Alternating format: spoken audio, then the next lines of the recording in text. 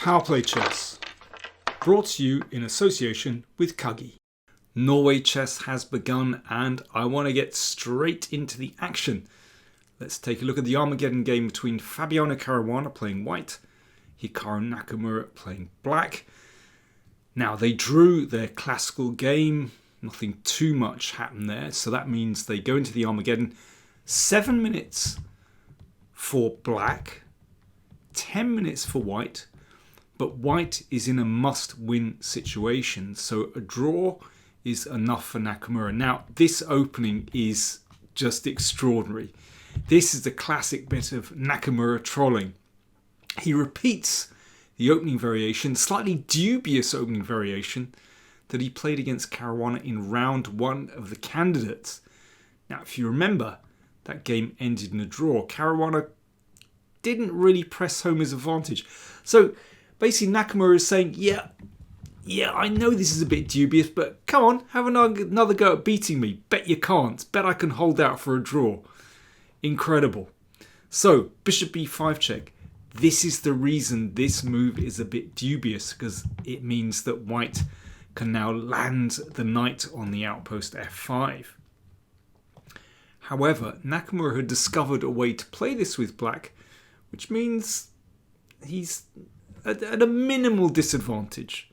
So in the candidates game, it went bishop a4, and yeah, no doubt about it, white was always a little bit better. But here Caruana decides, okay, I'm going to put the bishop back on e2. But frankly, after this, well, this doesn't look too bad for black already. It feels like a sort of decent Najdorf variation. I mean, I think the most challenging move here is bishop g5. But I think, there's a forcing continuation. Remember, if that's taken, then bishop takes here. So after this, I think black is all right here. This is a saving check. And here, for example, this. I mean, white, on a good day, white might be slightly better in this position, but it's not too bad for black. In any case, certainly after the move Caruana played, knight g3, I don't think black has any difficulties here at all. Just think about it. This knight has gone 1, 2, 3, 4 squares, arrived back at g3, which is not the best square in the world. So black must be fine here. And I think particularly with this next move, b5, black starts queenside counterplay. To me, this looks like a very satisfactory Najdorf for black, or a Kalashnikov or a Sveshnikov. You know, this very typical structure. Backward d-pawn and advance on the queenside with b5. Black is fine here. Great counterplay. This bishop can hit the e-pawn. a3 played by Caruana. Bishop e7. And bishop e3. I mean, these are all normal moves, but look, 3 pieces already hitting that pawn on e4. This is a very pleasant position for black. f3. Normally, when this move is played in this kind of position, it's not great. Black, for example, like this, can aim for d5, the classic liberation station move, and black is more than fine here. Look at that terrible knight on g3. It's not going anywhere when there's a pawn on g6. Something similar happens in the game. Bishop f3, g6, excellent move. So this knight is just dreadfully placed.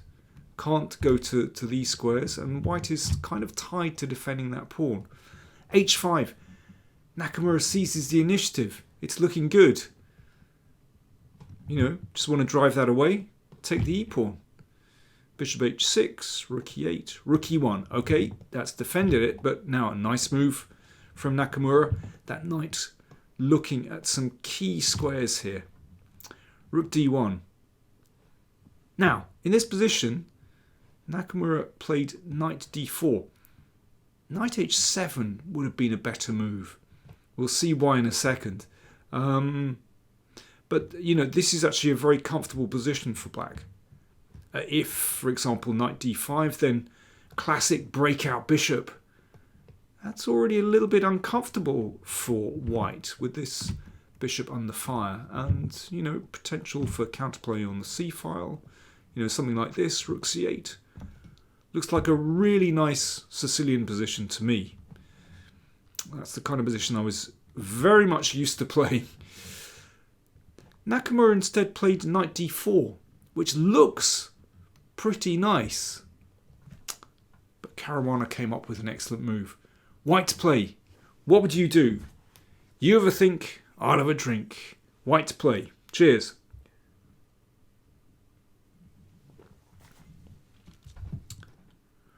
Well, knight f5. That's an awkward move for black to meet. Obviously, if that's taken, then queen g5 and mate next move. And, well, that's a threat. If, let's say, knight takes here, then this is pretty awkward. If we can knock out this bishop and the d6 pawn is vulnerable, there's problems on the dart squares. So I think understandably Nakamura decided, okay, got to get rid of that knight. And then he exchanged bishops. Okay, that's just damaged these pawns a little bit. However, this pawn is really annoying. Still can't be taken because of queen g5. And, there is potential for white to attack on the g file. So Nakamura played queen c8. I think it's a good move. You need to bring your queen over. That's what he did. But this is a really important moment in the game. And here, Caruana missed, I think, a really good chance. What would you play? Lots of interesting options for white. Knight d5 is a good move. So the tactics work here for white. So if knight takes, then bishop e7, the rook is hanging. Bishop can't be recaptured. Otherwise, there's a threat to take here and crash in on d6. So rook d8 defends that, but watch this. Now you take on f6 and queen d3. This is a classic good knight versus bad bishop position. Crucially, white controls not just d5 but also e4. The king is pretty safe in spite of these pawns being split. This pawn can be defended very easily. Good control over e4, and there's potential to push forward on the queen side, maybe breaking the pawns up later with a4. Knight d5 is a strong move. But Caruana took on f6 and then went for it with knight d5. He obviously just thought, okay, this looks good. Gave up that f-pawn. Perhaps he was thinking that there'd be potential to attack on the g file. But actually after this move, that bishop is very nice. Forces the rook back. King h7. In fact, Nakamura's king is very safe behind those pawns. And this rook is really not doing very much at all. So the game went like this. Knight c3. Now, excellent move from Nakamura. Don't bother defending that pawn. Just push on. Because it's possible to just split open the king. So, for example, here, e3. And this is very awkward indeed. So, for example, like this. And rook f8. And you can see that black is going to break through. Black's piece is suddenly beautifully coordinated. So after e4, queen e2 played. Queen f3. Excellent move from Nakamura. If rook takes rook takes d6 was played. So Caruana gets his pawn back. But watch this. Rook d8. Now this is a classic split rooks position. Black, beautifully coordinated. White's rooks, they can't support each other. So, for example, rook g takes g6. This simply loses to this, and a check on g8. Or rook d takes g6. Well, I'm afraid that is checkmate on the back rank. So, basically in this position, white has to lose control of the file. And this is just horrible for white. Look, this rook completely out of play. King f1. And Nakamura took control now. Well, he's in control already. Queen f4, he's looking to try to get in here. That didn't work. He came back again. But he still has control. h3. Rook d6. Nakamura obviously not quite sure what to do, so he's just playing a safe move. But the crucial thing is keep control. Rook g1 played.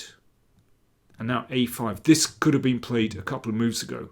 But Nakamura now hits upon the right plan. He just wants to push the knight.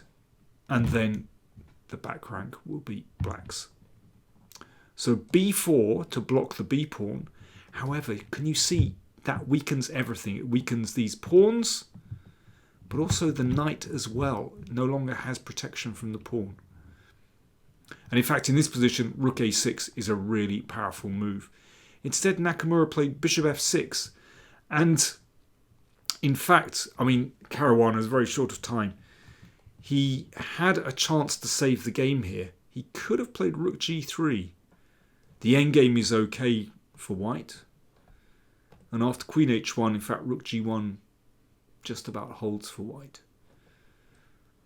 But instead, Caruana, under pressure, took the pawn, and I'm afraid that was fatal. Rook d1 check. End of game. If that's taken, then queen takes queen.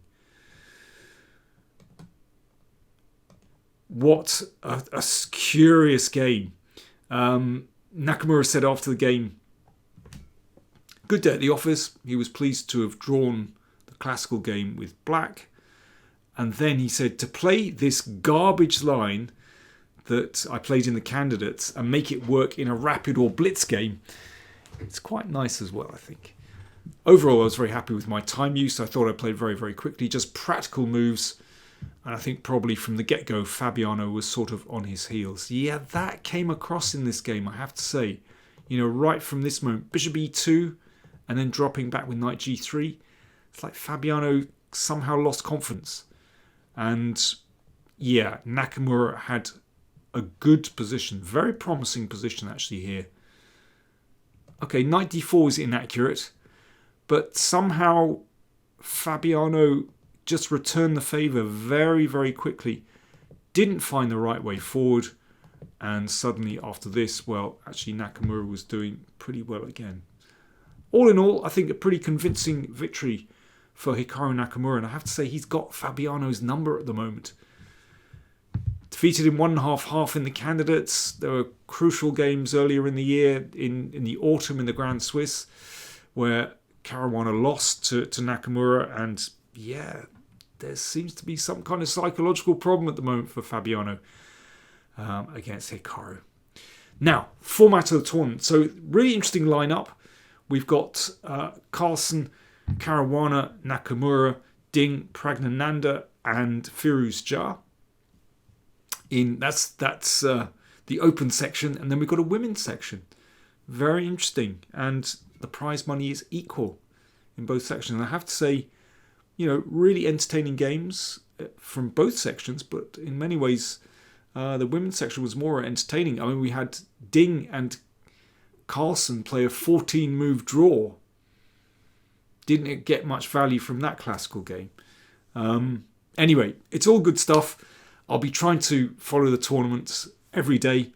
Let's see how things go. By the way, I'm going to be doing a live broadcast on Friday evening, 8 p.m. UK, where I'll be interviewing Natasha Regan and Matt Ball about their new book, Zwischenzug, and answering lots of other questions, hopefully looking at some more Norway chess games as well. So anyway, do join me live, 8 p.m. Friday. Thanks for watching.